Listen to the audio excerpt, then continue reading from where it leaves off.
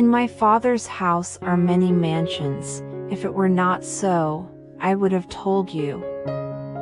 I go to prepare a place for you. I will not leave you orphans, I will come to you.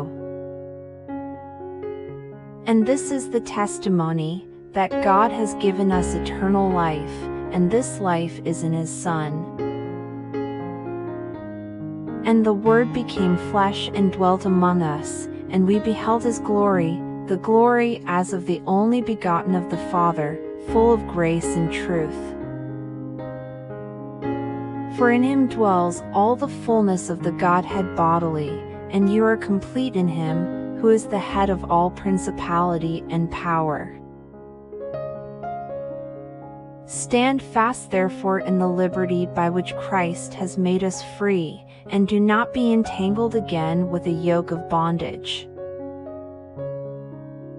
Jesus said to him, Thomas, because you have seen me, you have believed. Blessed are those who have not seen and yet have believed.